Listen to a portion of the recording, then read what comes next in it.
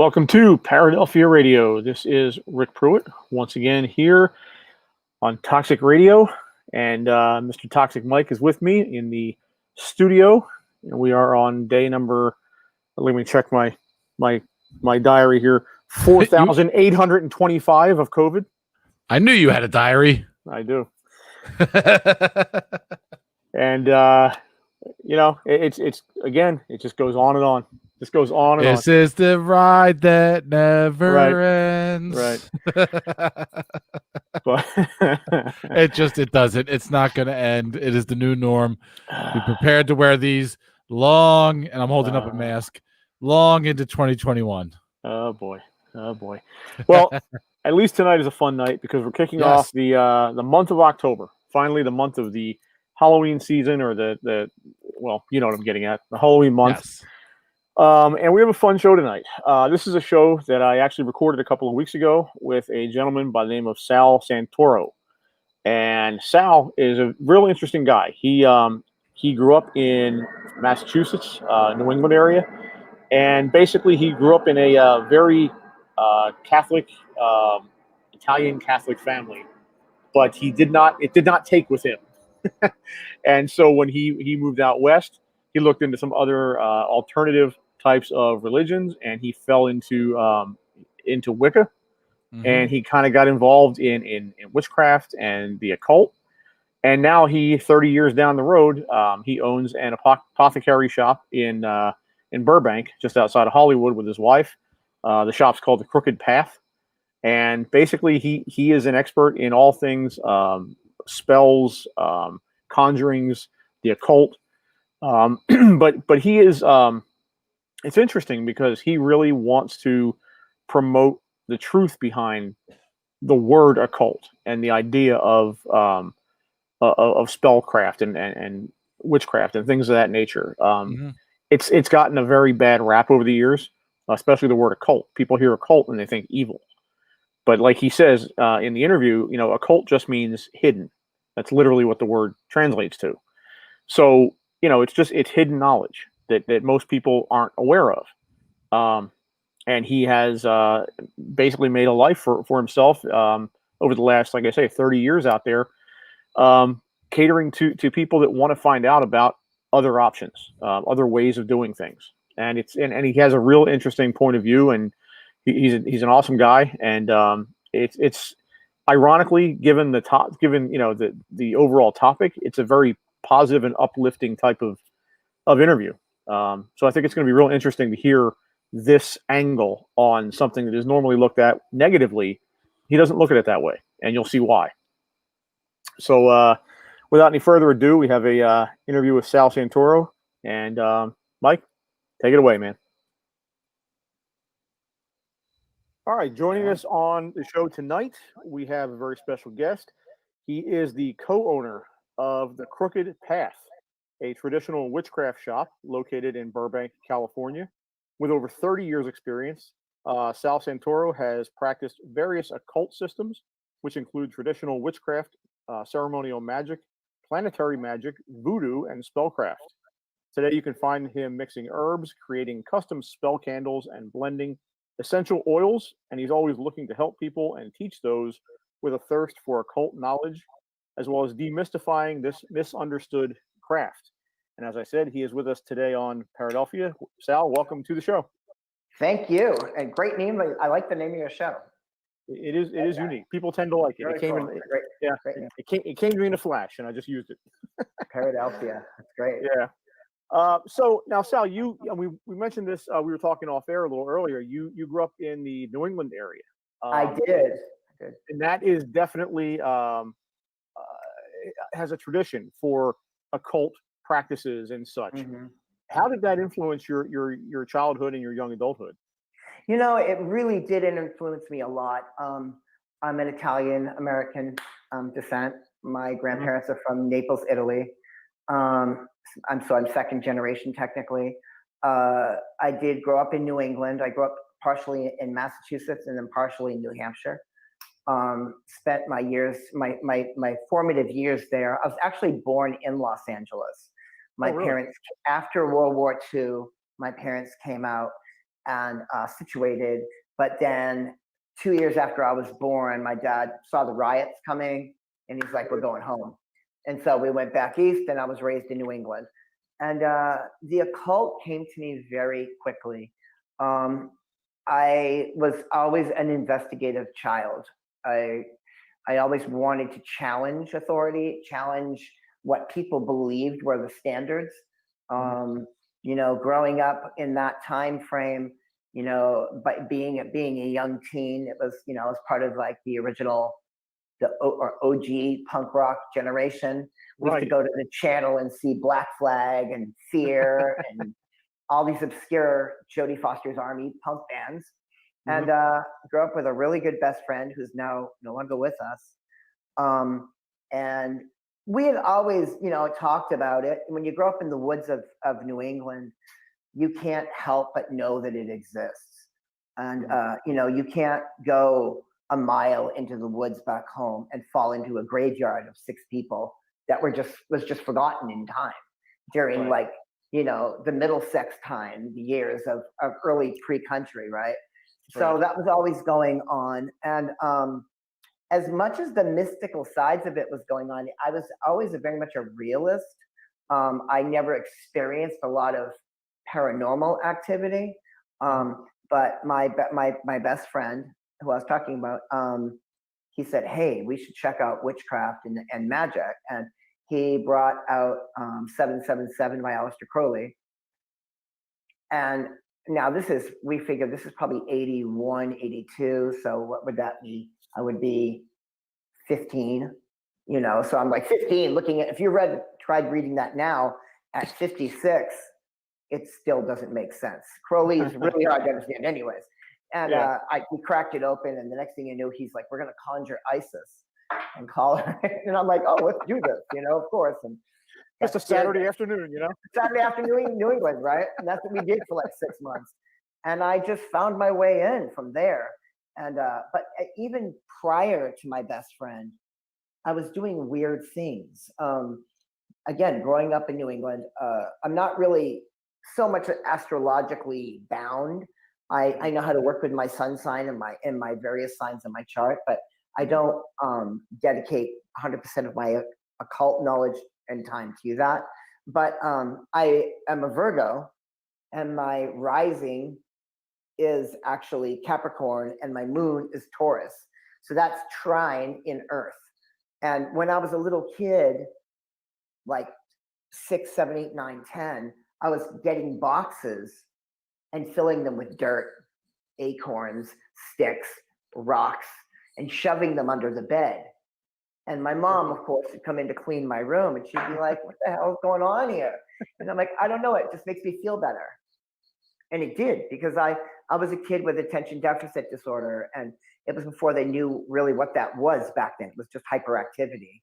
Right. And so I dealt with that in my school life, but that made me very calm. And I always spent my time in the woods. And then I found I talked to my dad. I'm like, "Oh, God came up." And long story short, I was like to my dad, I'm like, "What are we?" And he said, "Well, we're Catholic, we're Italian." So I'm like, "Okay, what does that mean?" Because they didn't force religion on me, So my dad he's like, we go to church, we pray to God, the whole 9 yards. And I'm like, "I want to do this." So he took me to this church. And of course, being in New England, everything is Gothic, with the red candles. And what churches are like back home. You live around. Right. So my first vision was, "Oh, this is amazing," and it was like Dracula in the dark and in the purple glass. And, so I got into it, and I wanted to go every week. And then after about 3 weeks, told my dad, I'm like, "I want to be an altar boy." And he was like, "Well, you've got to be a little more serious about it. You got to go to school on the weekends," which I hated. And I'm like, "I want to do it. I'll do it. I'll just go to school on the weekends and learn catechism." So I did this, and then I became an altar boy. And I loved the regalia from the get-go. So I had the white black gown, and I held the thing with the cross, and it was just all the chingadera, as we call them, gathered around me, and I was into it. And then my dad checked in with me in 3 months, and he's like, "So what do you think?" I'm like, "I think I want to be a priest." I'm like 13, and he's like, hey, you need to slow down. He's like, if you get this, you can't ever be with a girl. You can't get married. You have to be married to the church. And I'm like, oh, I got that. I'm totally good. So 5 more months went by. And I would go to church on my own and go to these classes because it was very in a local New England neighborhood. You could just walk, Right. So one day my dad's like, aren't you going to catechism today? I'm like, and I quit. And he was like, what do you mean you quit? I'm like, I don't want to do that anymore. He's like, but you said you wanted to be a priest. And I'm like, well, I decided that after reading more and watching it, I realized that I'd rather be God. and he lost his shit. And then it became, oh my God. And so that started me on my path to witchcraft. And ceremonial magic.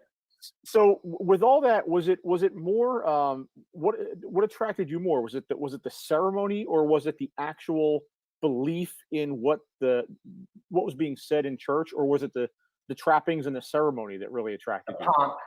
It was the pomp and the circumstance and the art and the visuals. It's a lot like rock and roll to me. You know what I mean? Yeah. Like think about '73 when you had Kiss on stage. Right. Right. It was like, oh my God, they're like gods. They're like these gods, and that's how everything was visual to me. So, when I was into it, anything that I've got into in my whole life, when I find something I like, I obsess on it. Mm-hmm. So I just have to get all the knowledge I can. And that's what it's all about, really where it started me off. Cool. Now, reading a little bit about your history and about your not your childhood, but your young adulthood. You went out to LA at one point, and it says you sought out. This is interesting to me. You sought out pagan groups as well as Wiccans, and to me, that would seem like they were polar opposites. That's a typo. Oh, it's pagan a typo? groups as well as Wiccans. Well, paganism is a product. Neo-paganism is a product of what would be Wicca, because Wicca developed in 1959 by Gardner, and it's the duality of feminine and masculine and multiple deities that you can worship. Okay. So in that perspective, paganism is there, but people tend to be pagan and maybe not Wiccan, and vice versa. Okay. So I'm not sure what that was there. I'd like to. Yeah, I might have. Yeah, I'll have to find out where I read that. But yeah, let's go back on that. But as far as it's interesting what you just said, though, because you said paganism came out of the Wiccan religion, or was paganism was way before Wicca. Okay. Wicca is that Wicca. Remember, Wicca was a developed concept by Gerald Gardner. In 1956, you could still be tried and hung as a witch, and then he helped having that Witchcraft Act repealed in England, in Britain. Yeah. Okay. And he developed the system of Wicca through the concepts of ceremonial magic, because he ran into certain people at the Isle of Man. And that was people like Doreen Valiente, Aleister Crowley. These people were all around him, and he learned a lot. He was really into the structure of it. But at that point, Gardner was a writer of novels, and then he wrote Witchcraft Today, and about this witch cult and the growth of it. And next thing you knew, after meeting Doreen Valiente and learning about the structure, and Dion Fortune and the Golden Dawn, he started putting this together and created what we know as Wicca. And there was a woman named Dorothy Clutterbuck, who they really can't find. We don't know if it was a made-up name or not, but that's who he said he got his structure from, as far as the old gods in pagan Europe. So dealing with the dualities of the feminine and the masculine, and the agricultural wheel of the year, and phases of the moon and the sun moving, and how they both based their old gods, and then built from there. Yeah. Now you do a lot of ceremonial magic. I did more. and other things, other metaphysical traditions like that. So when you started doing this, did you already have this like unshakable belief that this was all real, or were you doing it kind of like to show yourself, to test it, to see if it really would work when you started doing stuff like that? That is a great question. I get I'm going to preface with this. Before, I get interviewed time to time, your questions are really good. because I really appreciate them. You do. These are really well thought out questions. And the Golden Dawn, again, the pomposity of it all, the art, the structure, the ritual. I love ritual. What is ritual? It's repetitious. It's something you do over and over again to get a desired result. Right. And these things attracted me. I believe that when I found the Golden Dawn, it was just like the light went right into me, and it just brought me right in. By the time I found the Golden Dawn, I had already done a year and a day with 2 different covens. Okay. And moved on from there. But the Golden Dawn, just in my skimming of it and understanding basic concepts on the tree of life. I mean, I don't know how much Kabbalah you've studied or the mystical perspectives on it, but I have not, no. In my 30 odd years of this, I know enough that would fill a thimble. It's going to take me the rest of my life to know Kabbalah. And I am not Lon Milo Duquette. I mean, that's a master of the art, okay? I am not there at all. But I know the tree of life. I know my Hebrew. I know the paths in between. I understand the concept. I know why we do outer order materials like LBRP, BRH, Rose Cross, these rituals, doing the great work to connect with the Holy Guardian Angel, or my HGA. And these things I was reading on before I joined.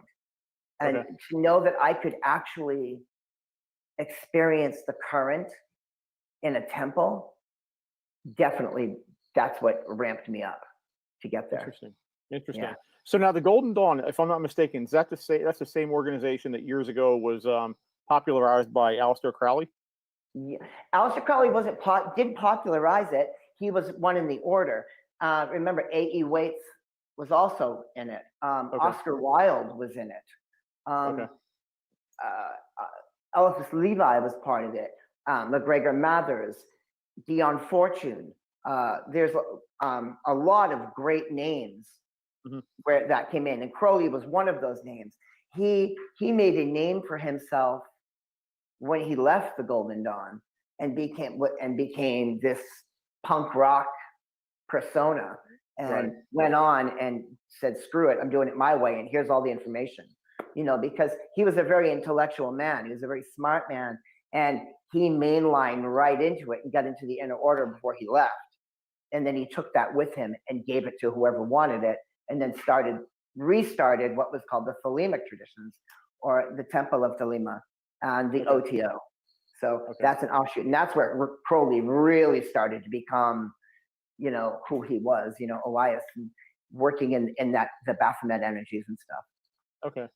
Now, as far as whether it's the Golden Dawn or just ceremonial magic in general, there's a lot of misconceptions out there among, everyday mainstream, media and people in general. What do you find to be the most egregious misconceptions about what you do? Well, this goes into witchcraft and ceremonial magic, just the occult practice, and as a whole, the whole sphere of the occult, not just a slice of it. I've spent my time in my shop making it as available to people as I can, and giving them the basic knowledge that I can, and demystifying it. Stop making it about things that are media induced, bump in the night, spooky stories, and things along those lines. It's more about working with the macrocosm in ceremonial magic, and in witchcraft it's about the microcosmic aspects, working to satiate the needs that you have in regular life. That's where witchcraft comes into play, because it's spell work for things that we want.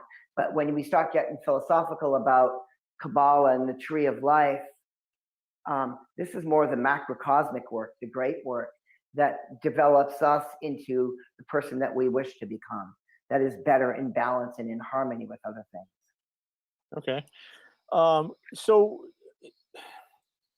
how and why do you think was the idea so I, I don't know how to even word this question. How was the idea of ceremonial magic and occultism and all of this stuff that you guys do twisted in such a huge way and misconstrued by everybody who looks at it like it's an evil thing? Because a lot of people would look at your shop, Oh my gosh, and I've seen shops like that. My wife and I go to New Hope, Pennsylvania a lot, and by the look of your shop, you could take that and drop it right down in New Hope, and it would fit right in. So we've seen places like that, and I think they're cool. Like I enjoy playing around and seeing what people believe in and what's out there that isn't mainstream. But a lot of people don't look at it that way. So where does the fear come from, do you think? I think the fear, and a lot of people are going to say the church, but that's not necessarily true. Fear is built up especially in our time. I'm sure you're a little younger than I am, but still, and in the block of 60 or 70 years of time, media is built on that. I mean, I believe that, and as time progressed and media expands to where we are now, I mean, now we have Instagram and stuff, Right. In my day, we had video cassettes and heavy metal. If you remember the PMRC, which was just, stopping Poison from putting out an album cover, or the Knights in Satan's Service being Kiss, who was a bunch of Jewish guys, Right. Right.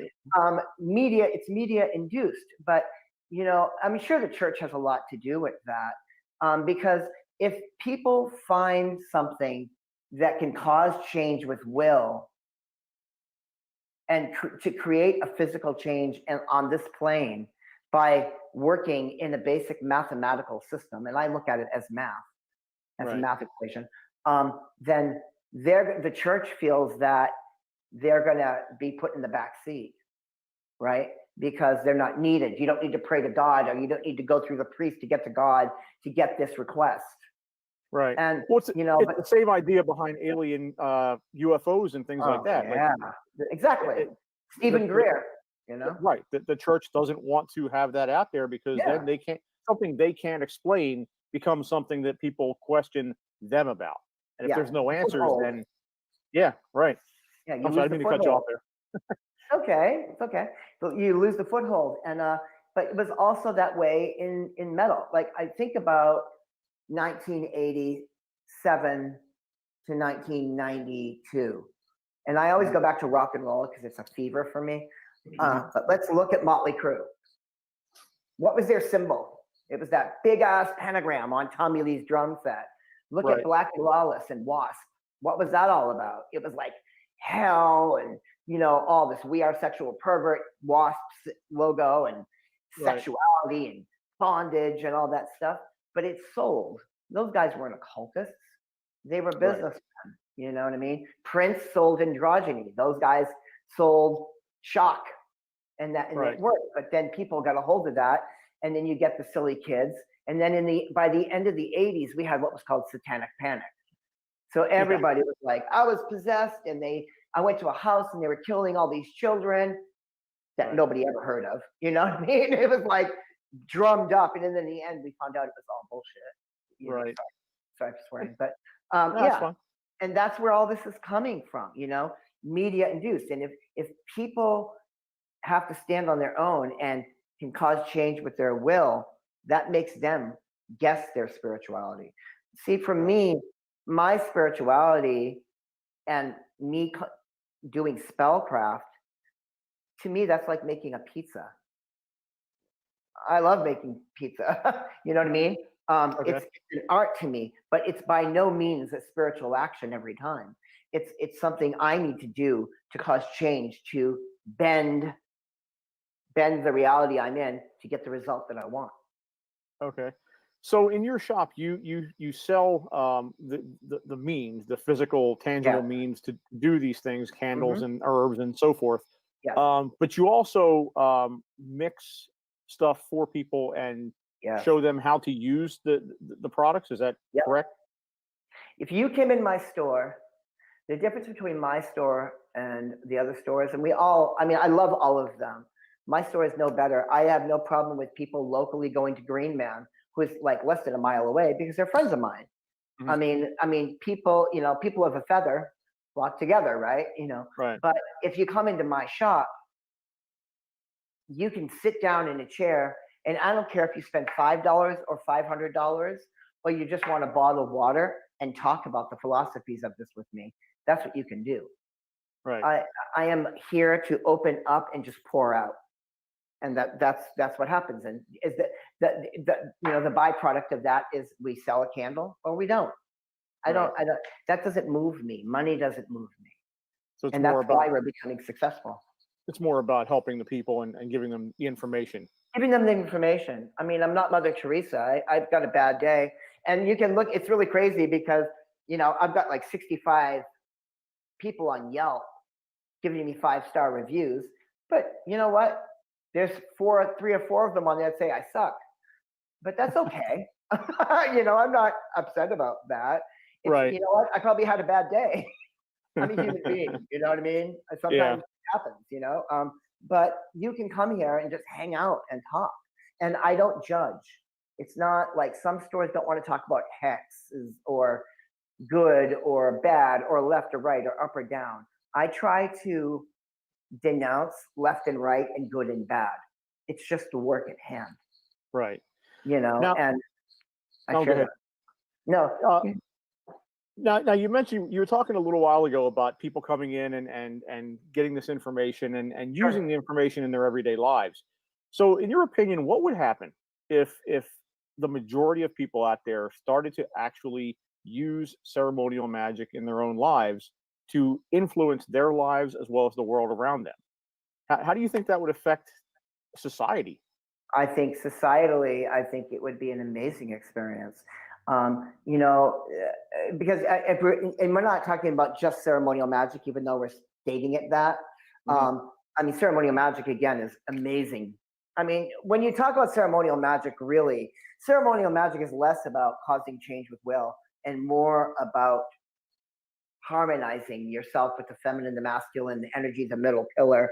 It's very Jungian in theory. Okay. So it's a Uh-huh. theoretical process of being the better person that you can be. Your holy guardian angel is your God self. It's Okay.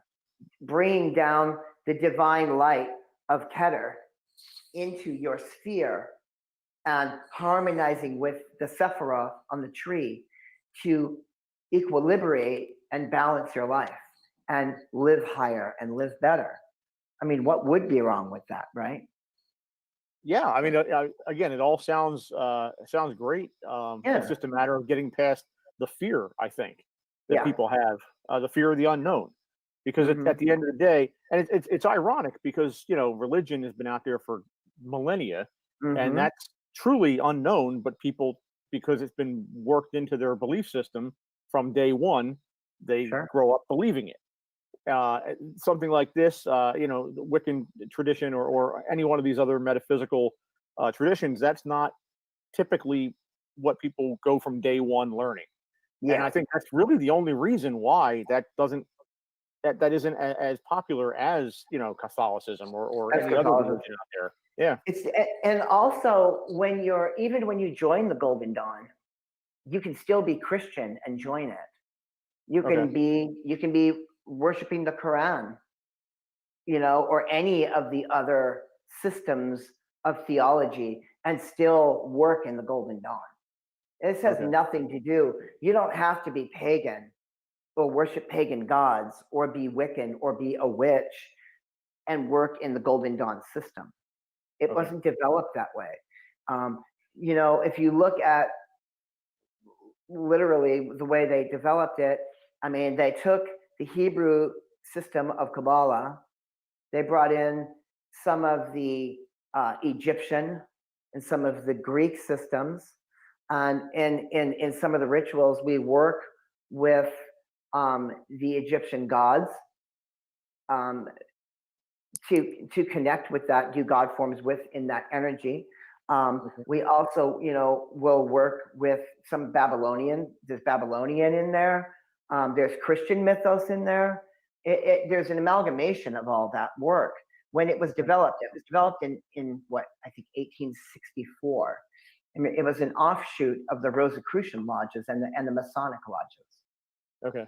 But it was the first of its kind in that women and men were really equal in a mystical system. Yeah. Fratres and sorors were together working their magic. When you're in temple, doesn't matter what your gender was. Okay, you're both in there and they're equal. Right.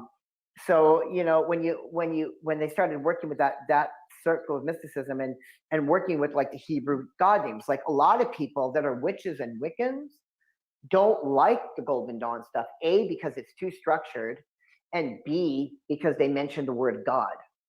Mm-hmm.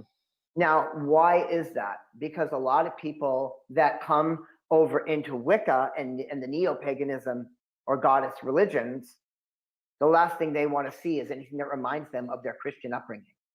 Right. See? So that happens a lot. And it sounds like a lot of this is polytheistic. Very you're much saying so. you're bringing in many different gods from different religions that are out there. Everybody kind of got a little bit of it right, but not all of it right. Yeah. So when people are like, so let's use Christian or any Christian religion, Catholics or whoever, when they are praying to God, the single monotheistic God, are they in essence praying in your mind to all of these polytheistic gods, and they are just being worked on and helped and acted on the behalf of all of them, but they only consider it to be one? Is that how that would work? Do I see that way? Yeah. Are you asking me my personal view on that? I would say that there's, I mean, when you start dealing with the different theosophies and theologies, the aspect of Hecate, is there a Christ energy in Hecate? For sure. Is there Osiris energy in Christ? For sure. Mithratic energy? For sure. A lot of these things assume the old and to develop their system. And because I think it's really funny, I was talking about this with my wife the other night, because my wife is from Greece. She lived there partially, and her family is all from Crete. And we just got on the topic of pagan gods and religions and stuff like that. And it's so funny how the Greek gods, whether you're dealing with the Titan energy or the Olympian energy, okay, or for that, if that fact out of that area, and in the continent of Africa, when you're working with the Voodoo, or Egypt, same continent, but a different set of gods, that's all Egyptian mythology, Greek mythology, African mythology. But then when they talk about Christianity, it's like a factual process. Right. It makes no sense, because that would be mythos as much as the others would. Oh, and, absolutely. Yeah. I have nothing against Christianity or the Christian faith. I think it's a beautiful faith, and I think it does wonderful things. It's not the religion; it's the man that wields the religion that does the harm. Right. And like just like the pagan gods, it's the age of Aquarius, and we've been waiting for that since we've heard the song 50 years ago. But that's like a couple hundred years of wait. But still, it's going to change eventually. And there's going to be another situation going on, and that will fall into mythos as well. But I think that energy of deity is there. When I'm calling down Yorevohe, or Adonai Haaretz, and working with the Hebrew energies, I'm calling in and channeling the energies of these deity names. Is that because I worship Yorevohe? No. It's because when you are using the words Yod He Vohe, what you're doing is opening up a line into the aether. It's battery. It's the sound. It's the form. It's the current pushing out of the body and coming forward. And that lighting up that line to the astral plane does work. It's just like when you're Buddhist and you say Nam-myoho Renge Kyo in Nichiren Shoshu. That's just like saying Adonai Haaretz. Yeah. It's battery, it's tonalities, it's resonance, and So it connects to the ether. it's more about the functionality of the sound than anything else. Mixed with the divine light of Okay. of what? But what is that divine light? The divine light is in you. Right. The divine light is in me. But does that mean anthropomorphically deities don't exist? Yeah. I used to think so. Now I put used to there Right. because in my recent years, I've fallen into the old time religion. You know what I mean? Okay. You're in a temple to my goddess. And yeah, I work with the feminine energy. I work with Hecate. And prior to working with her, I never worked with a deity. I always channeled the energy, took on the god form of Anubis, respected it, charged it, stepped into it, did my work, and then let it dissipate and go back up into the ether. But when I was in Greece, she came to me. And I always tell people it was like a donkey punch. She just like, she hit me in the back of the head. And she's been with me for 5 years. And every day I live through her. Okay. Which just not unlike my father getting down every night on his hands and knees and praying. Every night by midnight, I am doing a series of 15-minute rituals every single night of my life. And then I light a tea light and I go to bed. And then when I get up, I have a specific way I put on my certain jewelry. And it's ritual for me because it's my way of connecting with my goddess. Right, exactly. Now you mentioned the divine light, and a couple minutes ago when I asked that question, my light went out here. So I figured, my that's why I'm in the dark here. We want it to descend. We don't want it to go out. Right. Yeah. So now, do people have to believe in magic for it to actually happen for them?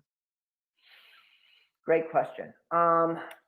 Magic is super important. You have to be dominant with magic. When we talk about magic with a K, okay, my version of this is not written in any lead scribe or on the wall in some tomb. This is my view on how I see it. When you say magic to me, I take the concept of Crowley's causing change in conformity with your will. Okay. I utilize that in the physical plane. By doing that, I work through Ptolemaic structure and scale. I connect to the 7 ancient planets, not the modern planets that we have seen, but the ancient planets, where we get the names of the days of the week. And every one of those has a certain draw on the individual. And if you channel and work with that energy and associate it via color and herb with specific time, this is how we create spellcraft. And that is it in a nutshell.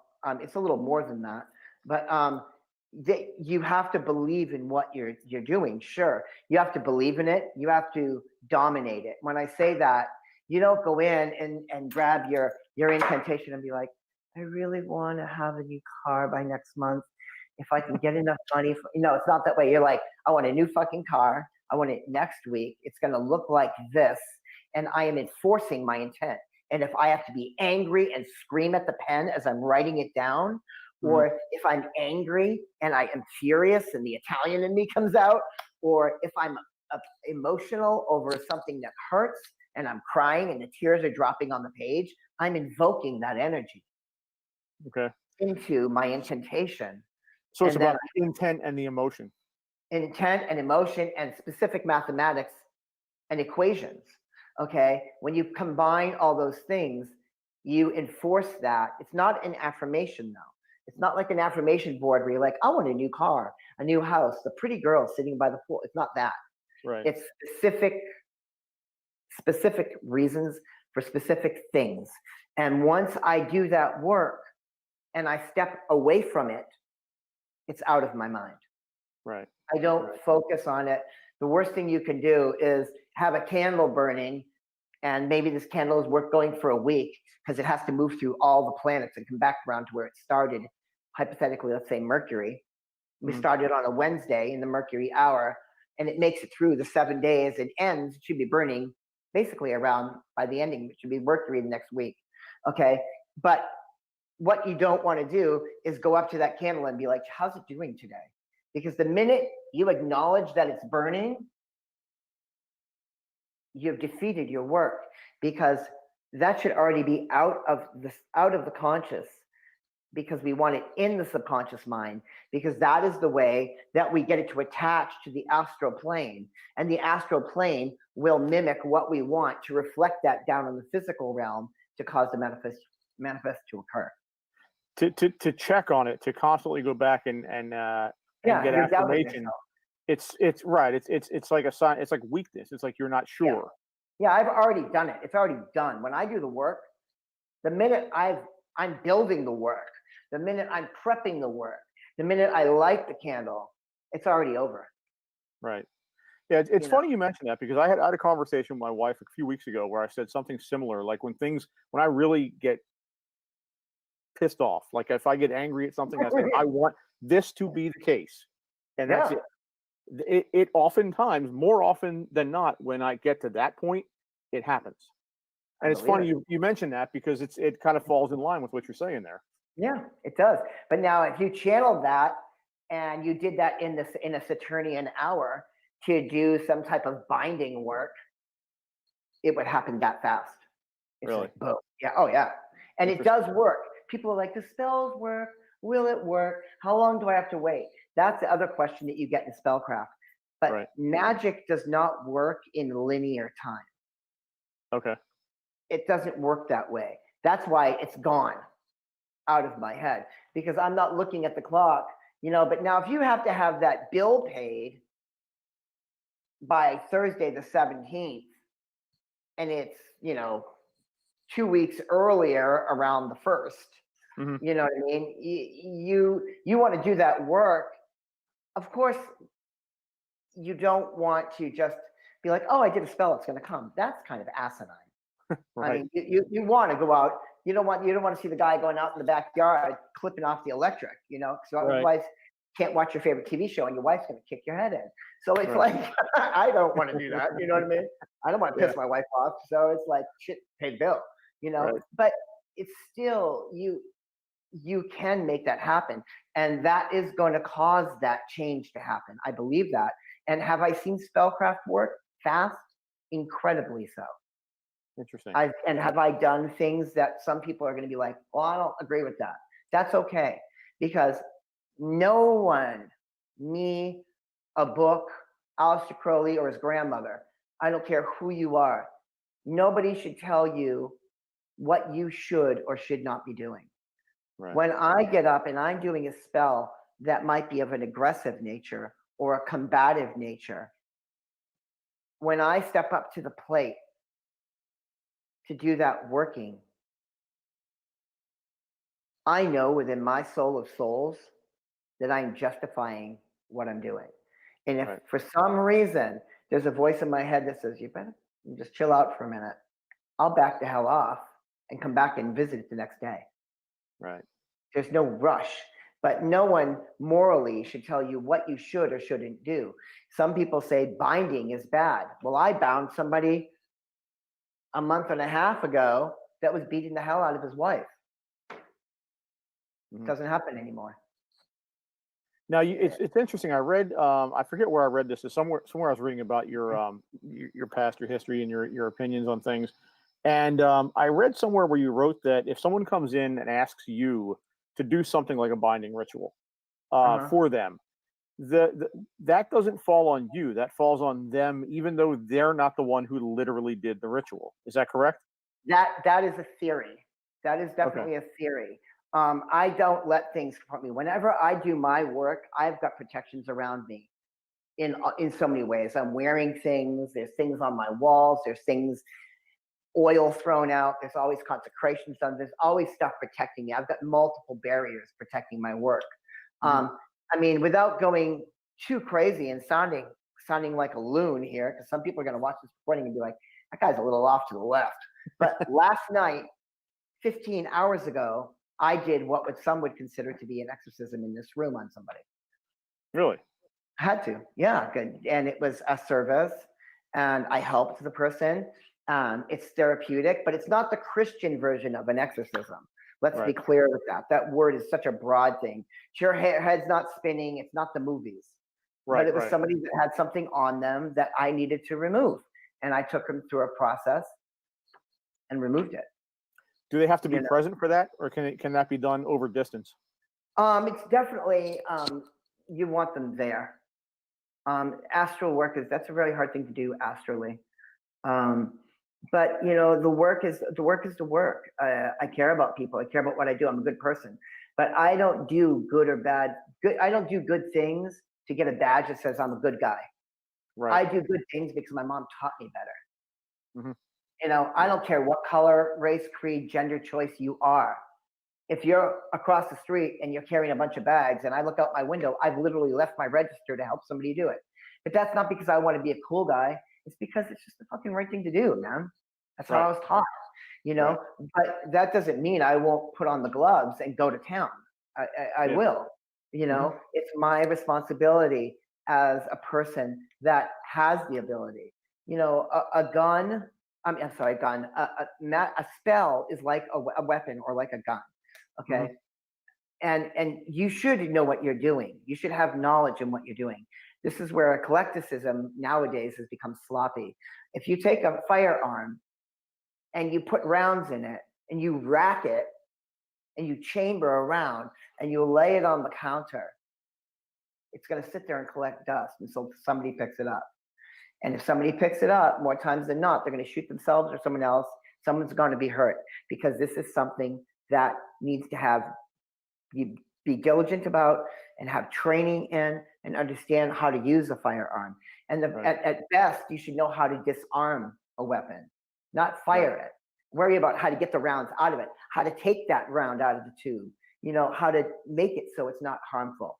Okay. And if you don't know how to do that, don't just be like, well, I'm on Instagram. It says to rack it back and hopefully press this button and the rounds will fall at the bottom.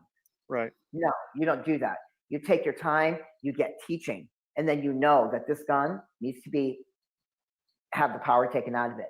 This gun has to be put away. Okay. That's the same thing with witchcraft and spellcraft. And people out there are thinking, oh, no, I've got this Instagram, and right now Instagram and TikTok is saying, I need a green candle and I need to light it tonight and I need to put this on it and I need to put my spit on it and I need to call this word and turn around 3 times. Okay. Why does it tell you to do that? Right. Why do you have to turn around 3 times? Why is it a green candle? If you don't know, then you shouldn't be doing this. And that doesn't mean Sal's special and you're not. That means you need to take 6 months of your life and study a system. Eclecticism is a word that people use nowadays to basically say, well, I'm eclectic. I kind of do what I feel is my intent. That's great, okay, to a degree. Eclecticism without a foundation is chaos. Right. If you have a foundation and then you build, and now you've got a foundation in witchcraft, a foundation in ceremonial magic, at least be able to talk about it. Now you know that green is Netzach on the tree of life, and in the Briatic scale, it is going to cause this to happen, therefore it's going to attract what you need. Now you're starting to understand the components of your mathematical equation. But if you don't, it's chaos. Right. So, Sal, this has been a really interesting conversation. I know we only touched on a very small portion of what we could have talked about here tonight. But before we wrap up, I want to ask, our listeners everybody has their own, I'm sure, 1,000 questions and 1,000 issues that they may use, things like ceremonial magic, tarot readings, anything like that to kind of take control of. But in your experience, what is one piece of advice you could give to the listeners that want to take better control of their world around them and their own lives? Can this go for about 2 minutes? Sure. This answer? Okay. Yeah. Okay, it's going to lead to it. I tend to talk a lot about things, but okay. That's fine. When I was young, I was this magician that wanted everything to happen. And I was doing spells for the girl, spells to get a better car, spells to get the cool outfit to wear to the club, spells mostly to get the women that I wanted, you know, because I was just women struck at that age of my life. And I was using spells. And one of my teachers told me, he's like, you are the magician in the tarot cards right now. And you're manifesting and trying to build and create all this stuff happening around you. He's like, someday you're going to leave that behind, that magician card, and you're going to go into the hermit card. And when you do, as you walk through life, flowers will push up out of the ground. And I'm like, that's so lame. But he was right. And my point is, take your time. There is no rush to what you're doing. Don't ever feel intimidated by asking a question. Don't go to an Instagram or a TikTok or some one-page answer. Go to an occult shop in your town. If you don't have one, start buying books. Call me and say, Sal, I'm in Nebraska and I need to know this. And I will give you 15 minutes of my time. And if there's a reputable occult shop out there, they're going to invest their time in you to give you that information. If you walk into a store and they're looking down their glasses and their nose at you, fuck off, man. Go to another store, buy a book, because this is not sacred knowledge the way they treat it, okay? They're not better than you, and nobody is a natural witch. That's another word that is bullshit. You're not hereditary. Witchcraft is simply acknowledging the fact that you want to work with the harmony of the elements and the planets to cause change with will. And as soon as you acknowledge that and understand that a witch is a human being, it's non-binary. It doesn't make a man a warlock and a woman a witch. That is bullshit. That's books. That's books and movies, fantasy. Okay, a witch is a person that is taken upon this spot to cause change with their will and live in a certain way. Okay, find the knowledge, speak, but just don't rush through things. Time is always on your side. All right. Well, Sal Santoro, I want to thank you very, very much for coming on the show tonight and giving us your time. You are the co-proprietor of the Crooked Path out in Burbank, California. Please let our listeners and viewers know how they can get a hold of you and anything else you want to promote on the show that you guys may be doing out there. I'm really, really bad at this, but I'm going to try my hardest because there's so many of those little tag names. Instagram is the Crooked Path _LA. There is the Crooked Path Occult, which is our Facebook page. And we are at the crookedpathshop.com. You can find us at 2020 West Magnolia Boulevard in the city of Burbank, California. And my name is Sal Santoro, and we're here every day from 12 to 6, practicing safe standards in a COVID environment. When you come in our place, everybody puts on gloves. We supply them for you, and everybody must wear a mask. Be safe and vote this election. Absolutely.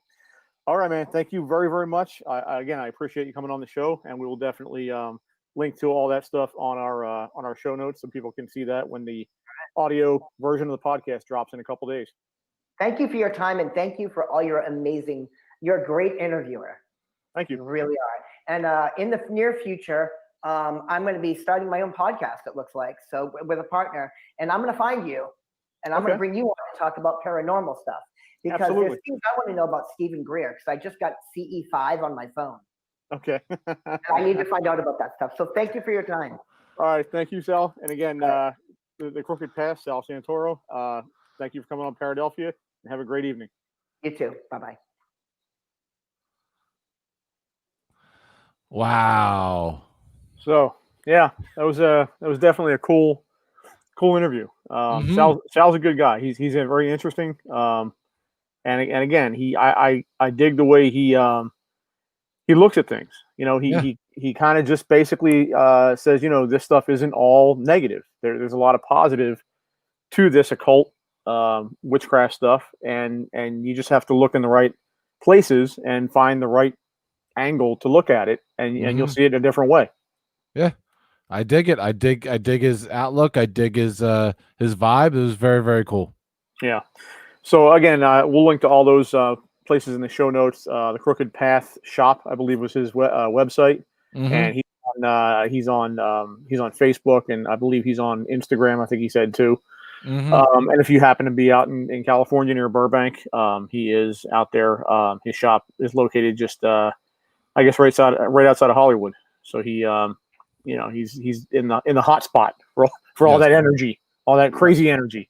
There you go. And Toxic Mom was texting me during the interview. She loved it. She went to his shop online, said it was amazing, and so Very cool. a lot of people digging the interview. Very cool. Before we get going tonight, though, I do want to give a couple more shout outs. Number one, last week we had Don and Vicky Smeraldi on from Scary Monsters Magazine. And after the interview, I went into into the back portion of the magazine. And like we mentioned during the interview, they have a section in the back of their magazine that they sell. They have these sales sometimes on their old issues. And so they have a $3 sale right now on all their old back issues. And Scary Monsters is one of those magazines where I found out about it 4 or 5 years ago, and I wish I'd have known about it 25 years ago, because I would have been reading it for 25 years. But all that means is there's like 100 and some odd issues that I am unaware of. So I went and I ordered a couple of them from their back catalog, like a couple $3 issues from like the mid 90s. And that came a few days ago. But they also, in addition to the ones I ordered, they also sent me a third one, which was from around the same time. And they sent me issue number 1 of the magazine from 1991, which was really cool, because you could really see how the magazine started out with. Basically, it was a guy named Dennis Drakenis, I believe his last name is. I might be pronouncing that wrong, but he started the magazine by himself as a young 20-something kid that just had a passion for these movies. And you could really see how basically he had like some basic graphic design capabilities. We were, back then I was taking computer classes in college too. We were doing, we did shit on Mac, the old Mac computers, the original Macintosh. And that's what you did back then. And you could really tell that this was basically just something he threw together, and, he really got into it. The first issue was basically like 7 or 8 movies. He just wrote write-ups on these movies, threw them together. He had like a comic strip in there, I believe, and a couple of ads maybe. And that was basically the magazine. But it looked like something that you made on a computer in like a college lab. But as time went on, he got better at doing what he was doing, and he got more people writing for him, and the evolution of the magazine became apparent a few issues later, and now here we are 30 years later, and it's you hear me talk about this magazine all the time. I think it's one of the best ones going, if not the best one going for the genre. So it's just amazing how something that they started way back when, or he started way back when, is just this like passion project turned into this full-fledged cottage industry 30 years later. So very, very cool on his part. And thank you to Don and Vicky for doing that. Absolutely. The other thing I wanted to mention, just talked a little bit about next week's show. Next week, we're not going to have him on for the full time, but we are going to have an old friend of ours back on. You heard him over the summer during the lead up to Blobfest back in July. Dash Daring from the Colonial Theater in Phoenixville, PA. He is very cool. He's going to be back on again. Cool. Next week. He's going to give a little bit of an interview, because they are back again for the Halloween season. They are doing another one of their virtual events. This one is called A Nightmare on Bridge Street. All right, the Colonial Theater. It's going to be another virtual event. It's going to happen on October 10th. And what they're doing basically is they are selling tickets for $15. That's going to get your household. Your whole household is going to have access. And what they're doing is they're doing a program that starts at 6:00 that evening with some creepy cartoons, and then they're going to have 4 classic monster movies running from 3:30. Or I'm sorry, not 3:30, 6:30 Awesome. until 10:45. The Bat, Plan 9 from Outer Space, Dementia 13, and finishes up with Night of the Living Dead. They're going to have T-shirts. I think they're selling.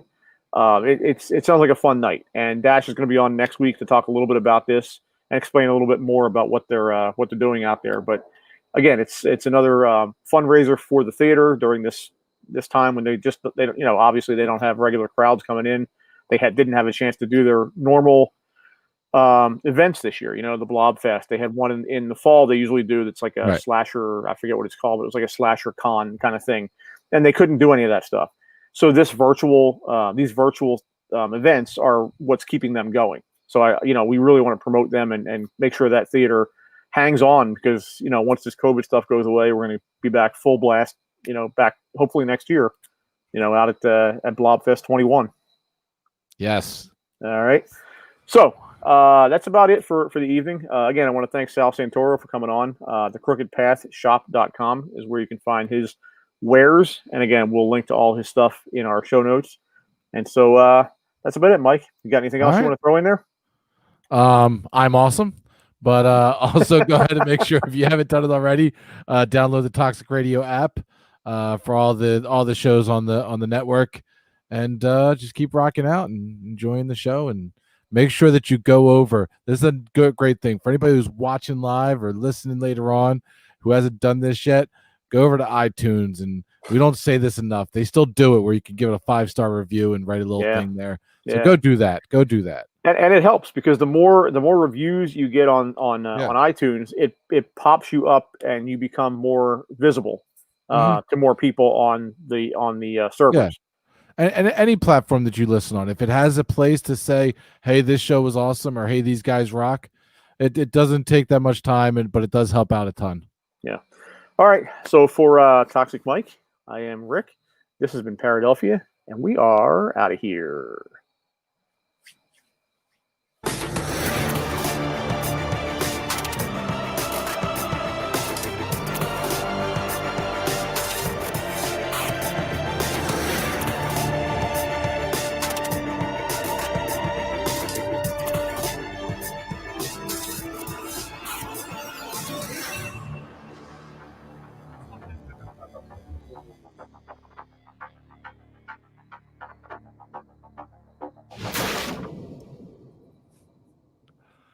Something's wrong with me.